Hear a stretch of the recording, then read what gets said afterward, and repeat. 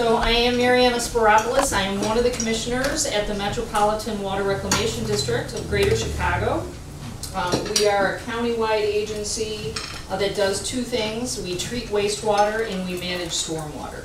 So we are not responsible for drinking water, but what we do can affect that drinking water. So that's why we work very closely with the City of Chicago Water Department. And I think what we do is arguably not the most exciting thing, but probably one of the most critically important things in our community. And since the work that we do rarely makes the newspapers, we must be doing something right? But we understand that no news is good news, so we don't take it too personally. And I guess fighting against stormwater and processing wastewater is not something that people want to talk about every day, but I assure you that no elected officials deal with more crap than we do. All right. So, just a little bit about me. I'm a former prosecutor and hearing officer with the state of Illinois. I was first elected to the Water Reclamation District in 2010. I was then re-elected in 2016, and I was chairman of finance in 2013 and president from 2015 to 2019, a couple of months ago. But I am a commissioner, and there are 9 commissioners on the board, as I indicated. So the speech is timely because the heavy rain and snow melt that we have been experiencing in the last couple of months, specifically heavy rain, but the snow melt probably a month ago or so. And I often go out to communities that are being hit by heavy rain events, and this particular one is South Holland, and there was Ford Heights as well, was on my visit, and as you can see, some people could probably use a boat to navigate some of that waterway. And this is not unique to just those communities. There are many communities that were hit by flooding, and we'll talk a little bit about why that occurs and what we're doing, what people can do in the presentation. Now, as bad as it got with this heavy rain, particularly last week, there would have been even more flooding had it not been for our reservoirs in our deep tunnel project and local projects. So personally, I describe it as we have the gray infrastructure, which is the deep tunnel, and the reservoirs. On top of that are localized projects that address local needs that those specific communities require. On top of that is green infrastructure projects, and then on an individual level, homeowners can use green infrastructure to address some of those needs. So all of those components working together is what's going to make significant dents in flooding. It's not going to be just one component, someone using a rain barrel, and all of a sudden that's going to be the magic bullet, or the deep tunnel itself. It has to be an organic approach and specifically targeted to what certain communities need. And we'll talk a little bit about that. So for the first time, our McCook Reservoir has been working very effectively. I'd like to say that we have not had any discharges to Lake Michigan since the McCook Reservoir has come online. And so this is a I think very effective video, and it's going to show you 3 billion gallons of stormwater that filled into the McCook Reservoir over 20 hours. So take a look.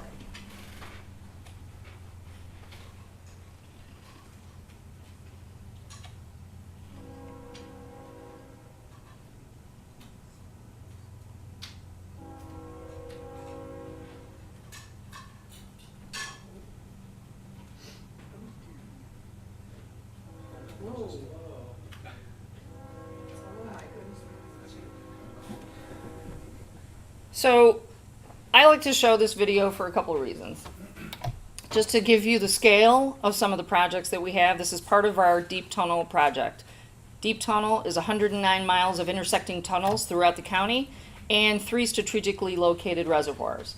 Des Reservoir, and we'll show you a picture of that soon, is in the north suburbs.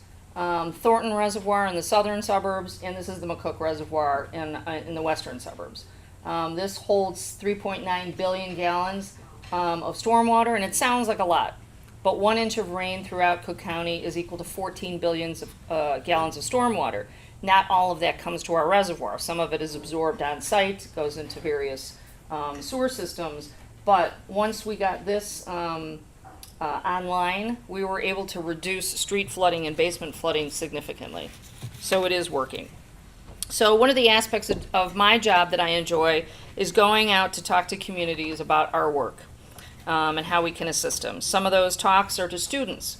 And as tomorrow's leaders, it's humbling to inspire a student to consider pursuing a career dedicated to public service and preserving our natural resources. And I'm not promoting Jurassic Park in this one, but surprisingly, the concept that stands out to students more than the river being reversed is the fact that we are drinking water today was the same water that was around during the time of the dinosaurs.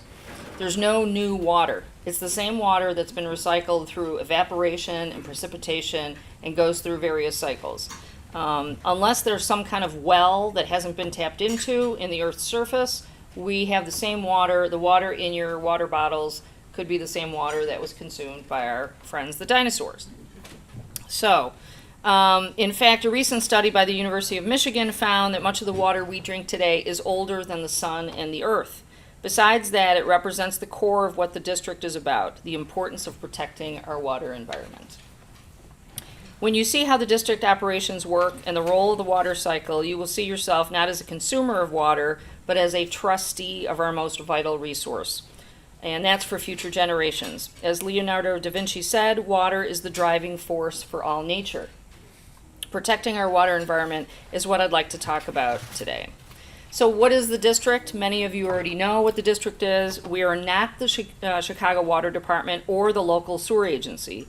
We are an independent taxing body, separate from the city of Chicago, separate from Cook County, and separate from the state of Illinois. Our service area encompasses 883 square miles of Cook County and includes the city of Chicago and 125 surrounding suburban communities. The district was created by the state legislature. Public Act 70 ILCS 2605 for the nerds out there like me who like to look up statutes, and it was created back in 1889. We were created to deal with a pollution crisis. And as history buffs, you probably already know this, but Chicago used to dump its waste in the Chicago River. Chicago River ran east into Lake Michigan, which was the source of everyone's drinking water, then as it is today, which obviously caused problems. And this particular act created a governing body that was led by a board of 9 commissioners elected county-wide. Each one of us represents the entire county, not one district, like state reps. And it's important to note because wastewater does not stop at political borders. Stormwater does not know the difference between a Democrat and a Republican, and the board remains committed to representing the county as a whole. So here you see the Board of Commissioners from 1895, and as you can see, the board has a kind of 19th century version of diversity. Some guys have long beards, some guys have mustaches, and here is our board today. So I would say we're going in the right direction, right? And we've come a long way, I would say. By design, the board sets the policy and acts as a checks and balances on the agency, and staff executes that policy. Our board has been setting the policy for years. So in 1889, we set the policy to reverse the river. In the early 1900s, reversing the river and putting the waste in the river was not sustainable. We had to create 7 treatment plants to deal with Chicago surrounding communities' wastewater. In the 1960s, we developed the Deep Tunnel Project. In 2004, the board set a policy to take over stormwater authority from Cook County. And in 2013, our board adopted the Watershed Management Ordinance, which ensured smart development. All of these policies cycle back to one overall goal, protecting our water environment. The board also has another goal, and I consider it a duty, and this duty is to provide good government to residents of Cook County. Our Board of Commissioners takes this responsibility seriously. We embrace that duty by holding public study sessions on initiatives that the board is considering, and I know some of you have been to our study sessions before. We broadcast our board meetings online. And we ensure fairness and opportunity with an affirmative action ordinance in our contracts. We impose a legal fee cap from outside law firms. And for the first time in our 130-year history, on April 18th, 2019, I'm proud to say that the Board of Commissioners voted on creating an Inspector General for our agency. We're a $1.2 billion agency with 2,000 employees. And I'm not saying that this is not a statement that there's anything wrong with the district, but I believe as a very well-run government agency, there's nothing wrong with an extra set of eyes, so taxpayers understand our commitment to being fiscally responsible stewards of the taxpayers' money. So let's talk a little bit about finances. The district has a long history of being one of the most financially responsible agencies in the state of Illinois.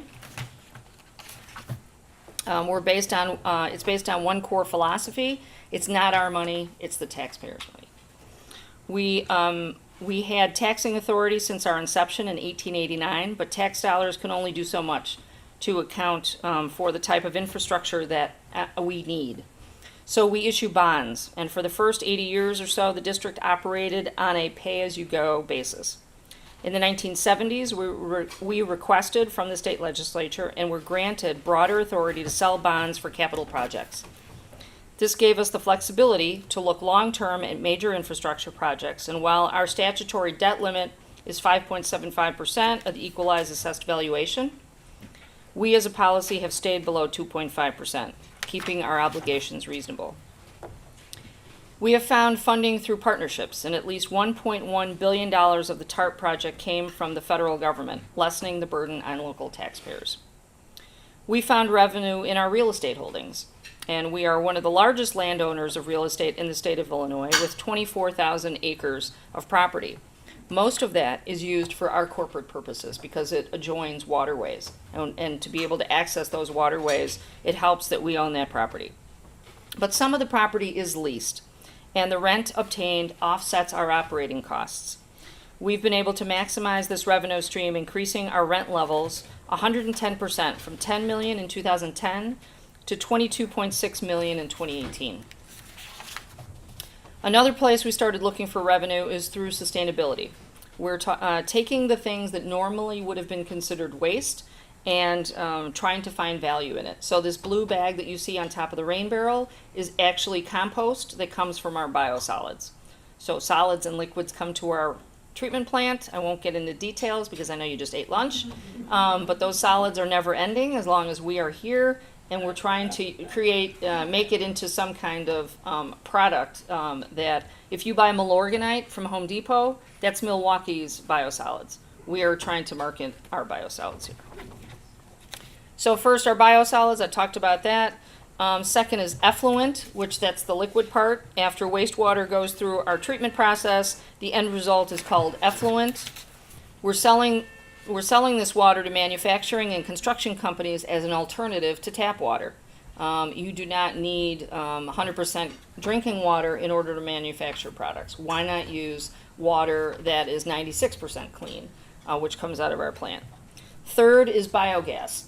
The treatment of wastewater creates methane gas, and we use that gas to heat and cool our treatment plants, providing us with a significant energy cost savings. Fourth, phosphorus. At our Stickney plant, we've partnered with a company named Ostara and to capture phosphorus from our waste and convert it into a slow-release fertilizer. You need phosphorus to grow agriculture products. So these are just a few of the exciting and innovative ways the district is adding revenue to what we do. Not only have we found ways to raise revenue, but we're also finding ways to save money.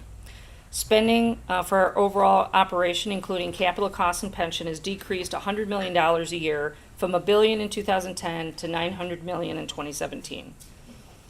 Since 2012, we've conducted reverse auctions for our electricity. One of the biggest savings we've had is the interest cost for borrowing money. If I told you that there was a $1 billion government agency located right here in Chicago that had a AAA bond rating, you wouldn't believe me, right? It's very unusual, and sometimes we say those things are fake news. But the rating agencies have seen our pension fund increase 8% since 2012. Our reserves stay steady and our operating costs are decreasing. So what does all this mean to the taxpayer? It means that the average homeowner in Cook County pays 30% less for our services than homeowners throughout the Midwest. And what are those services we provide for such a good price? We provide wastewater treatment and stormwater management for residences and businesses in Cook County. So let's talk a little bit about wastewater. Remember, Chicago used to dump its waste in the Chicago River, and to protect the lake, we reversed the flow of the river in 1900. The polluted water from these rivers was sent through the system of man-made canals and flowed into the Mississippi River. And we also constructed a 61.3-mile system of canals and used gravity to move sewage and stormwater to improve the quality of the area waters. Since Chicago was still putting its waste in the Chicago River, but it was running west instead of east, it's not sustainable. In the 1920s and 30s, we built 7 treatment plants. And by the way, we have an open house at 3 of our plants on May 18th that I invite you to come with family and friends. It's very kid-friendly as well. From 9 to 12, the Calumet plant is one of the plants that's going to be open. So it's a very interesting way to see firsthand how our process works. By the 1950s, the district was capturing roughly 1 billion gallons of combined sewage and stormwater per day. Most sewer systems are combined, meaning you have stormwater and wastewater together. Ideally, what you would like in a new community is to separate the stormwater and the wastewater so you could use the stormwater for irrigation and other purposes. But most of the older systems are combined. So how does the wastewater treatment process work? Some of the handouts that you have on the other side of the map is this actual process. This was printed in the Chicago Sun-Times several years ago. The treatment process is really just a sped up version of what nature does. Gravity is used to separate the liquids and the solids. Originally, the waste would enter directly into the waterways, but today these sewers empty into the district intercepting sewers, which brings it to our treatment plant. At the plant, the waste is first filtered through screens to remove the large debris. Solids and liquids are separated in a series of tanks using gravity and microorganisms. Liquids are returned to our waterways, and solids are sent to drying beds where they become our biosolids. I talked about how the liquids are returned to our waterways, and that's an important part of the water cycle. In 2010, I campaigned on disinfecting our effluent to a higher standard according to the Clean Water Act. And I am proud to say that in 2011, the board adopted a policy to disinfect the effluent out of 2 of our plants, and according to a federal mandate. Our Skokie plant uses UV rays to disinfect, and our Calumet plant uses chlorination, dechlorination process because it's a higher volume plant, and that is a more cost savings method to disinfect the water. The added benefit of cleaner waterways is thriving fish population. So in 1975, we had about 10 species of fish in the Chicago waterways, and in 2018, we've got about 76 fish. So that's a credit to the fact that the waters are becoming cleaner. Besides wastewater treatment, our other mission is stormwater management. And as you know, Chicago has its fair share of rain. And to understand why we need stormwater management, let's look at 3 things that are unique to our area. First, we've got the geography of the area. Chicago was once a flat marshland with vast wetlands. And second thing is infrastructure, and third thing is climate change. And here you can see a picture of Chicago in 1820, flat marshland, just a few people, water can't really absorb into the ground. And 30 years later, you got a boom in population because Chicago was a great location. We got a fresh water source as well as navigable waterways for barge traffic and transporting products. Today, over 40% of Cook County is covered by non-permeable surfaces, and that means pavement that cannot absorb stormwater. So you have extra flow of stormwater going into the sewer system, causing backups. This overdevelopment and rapid decrease in permeable surfaces was one of the contributing factors in Houston's flooding last year. And the next major issue is our outdated infrastructure. One of the largest issues when a major storm hits is conveyance of that stormwater. You can create all the storage in the world to hold rainwater, but if you cannot get the water to that storage, you're going to have flooding. And our local sewers cannot carry water fast enough to move it to the MWRD system. So there's our aging infrastructure. Visualize draining a pool with a straw. That's the volume that we have, and that's sort of a representation of what our infrastructure is like. It cannot handle the large volume of water that we have. So finally, climate change is a fact, and the increased rain is contributing to flooding in Cook County. So in 2017, Texas, Florida, and Puerto Rico saw intense storms affecting them, probably one of the ones for the history books. And as I mentioned, that was a picture of Houston, and one of the major factors for their flooding there was development, overdevelopment. You don't want to dissuade development, but you do want smart development. So if you're going to build a structure and you're going to take away a square footage of concrete asphalt where stormwater cannot absorb, you have to build a detention or retention area to capture some of that water so that it's not contributing to flooding in your area. In the last 10 years, we have seen 3 100-year rains, which means a rain that has a 1% chance of occurring in a given year. Overall, Cook County has experienced above average rainfall in 7 of the past 8 years.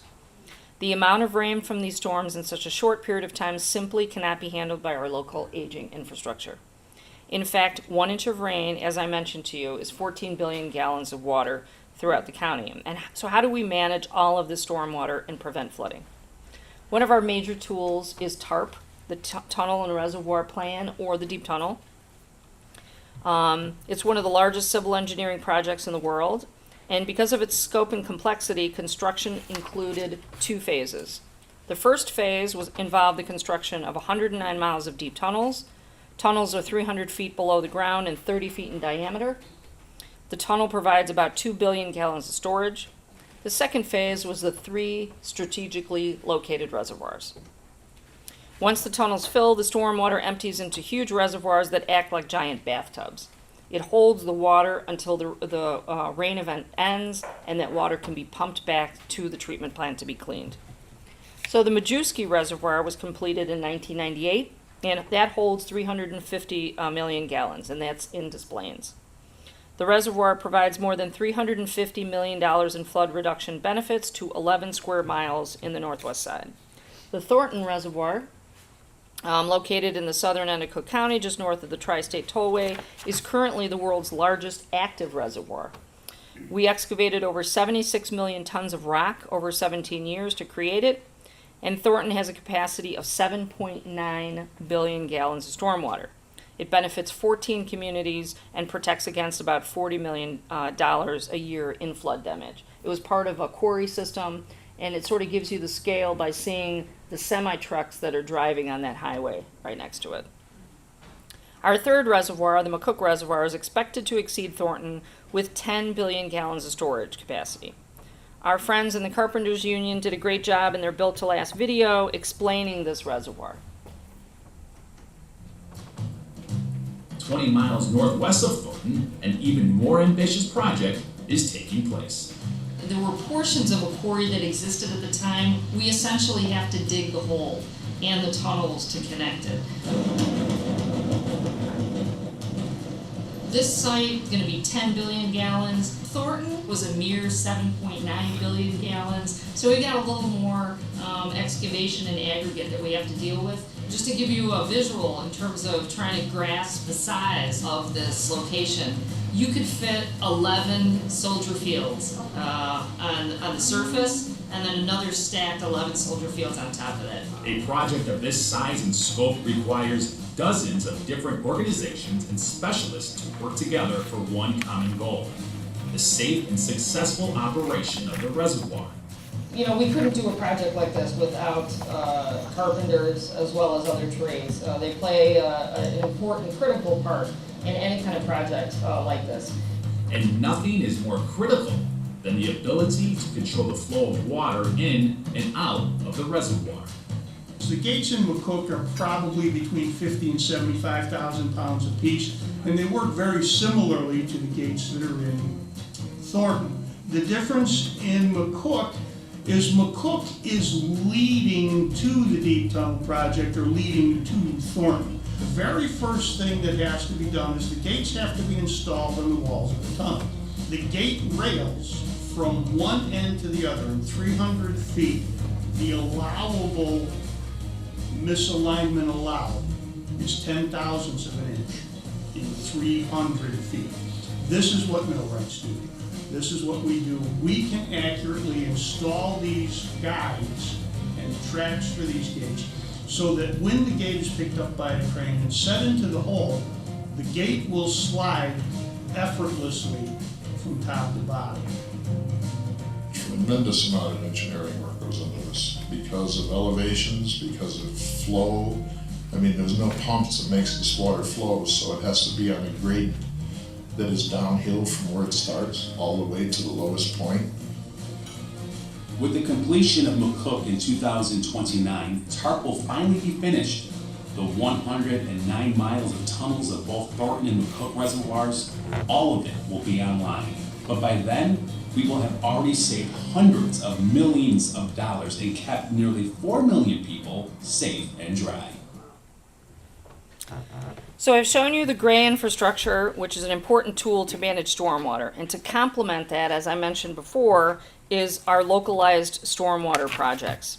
These projects are similar in scale, tailored for a specific problem, and help alleviate flooding for a localized area.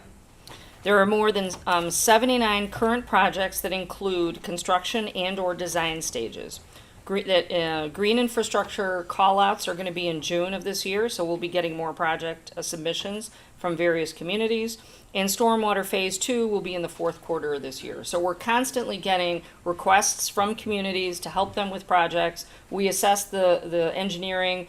We have our experts at the agency look at it, and we provide funding as well as design assistance for the projects. In addition to gray infrastructure and localized projects, we look at green infrastructure, and it lessens the burden on the system and prevents the bottleneck that causes street flooding. Green infrastructure helps rainwater enter back into the water cycle. So some examples are rain barrels, permeable pavement, rain gardens, and trees. We brought an example of our rain barrel. We'll be submitting it to the Historical Society to be used at your location here. In 2016, we concluded our very successful rain barrel program. We gave out rain barrels to all of Cook County. Each barrel captures 50 gallons of stormwater, and we provided 120,000 rain barrels throughout Cook County. That's 6 million gallons of stormwater that's not going into the sewer system. In 2017, we started our tree program. We call it the Restore the Canopy program, and we give out tree saplings. If you go to any of our plants from 9 to 12 on Wednesdays, you can pick up free tree saplings. If you have some kind of community garden or somewhere where you would like to plant some trees, let us know. We can provide you with tree saplings, as well as the biosolids. So if you have some kind of development or something that would want to use the biosolids, we can provide truckloads of that as well. Trees are a vital tool in stormwater management, believe it or not. People often just think of, well, it's nice to have the shade of a tree in a hot day, but there are some very useful stormwater elements to a tree. It reduces erosion. The roots take up water and promote infiltration of that water. And a tree can absorb up to 2,300 gallons of stormwater per year. That's runoff that would have been in the local sewer system. Another successful green infrastructure project, which is very exciting, it's gotten national attention and international attention, is our Space to Grow project. This is an award-winning partnership, the City of Chicago, Chicago Public Schools, Open Lands, and Healthy School campaigns. And we've converted 9 concrete lots in schoolyards. So if your grammar school play lot looked anything like mine, that's sort of what it was, with maybe a swing set on it and a slide. We've converted spaces like this into green space. And so not only does it look cool, but it has a few benefits. stormwater management. It absorbs stormwater, which is not going to go into the local streets. Makes an outdoor classroom space. Teachers can take their kids outside. You're creating a space that more likely children are going to use, so they're going to be active. It's going to contribute to their health. It's going to contribute to better grades because they are active. And they can also have a growing garden and learn about science projects, etc. So it's been very popular. It's a win on many different levels, and we're really excited about being part of this project. Another tool to prevent flooding is our Buyback Program, and that we work with FEMA. Some areas will continue to flood no matter what we do. And the best course of action is to purchase the homes for fair market value and make that space into an open space for stormwater absorption. And we have done that in a few areas where all efforts to use gray, localized, or green infrastructure have failed. The best thing is to purchase those homes, make it into open space, and have the residents move to an area where they don't have to go through the pain of consistent flooding on a yearly basis. So these are some of the tools that we have to combat flooding. But while the district has done a lot to prepare for intense rain events, our work is not done. With smart investment and partnerships, we're helping to reduce the effects of storms. And we cannot do any of these impressive projects without great staff. Like I said, we have 2,000 employees that go through exams to join the civil service at our agency, and they do an awesome job. They make us electeds look good. So, our staff includes, but is not limited to, engineers, finance professionals, IT specialists. We have 17 trades that are represented at our agency. And so I thank our staff all the time for everything that they do to make the agency a good agency and contribute it to its 130-year history. So finally, some parting thoughts. So we're only here for a short part of history, right? You're part of the Historical Society. You know what a small role that we play in the expanse of time. So the planet and its resources existed a long time before us, and hopefully are going to last a long time after us. Despite some of the obstacles to clean environment over time, we can be proud of the work that we've accomplished to protect the beautiful planet. So of course, my last name is Greek. I've got to say something about the Greeks. So in ancient Athens in the 4th century, people who took citizenship oath, called the Athenian oath, had to go through a swearing-in process. And part of the words of that swearing-in was that we're going to transmit the city not less but greater and more beautiful than it was transmitted to us. And that's one of my mottos, that you try to make things better, especially if, as I feel honored to be an elected official, if I have some unique programs or tools or ideas available to me, I want to make this place a better place for people, the next generation. So we cannot protect our natural resource alone. We got to do it together. We're the beneficiaries of forward-thinking ancestors who understood how important clean water is to our existence. I just hope that our descendants can say the same thing about us. So I thank you so much for your time.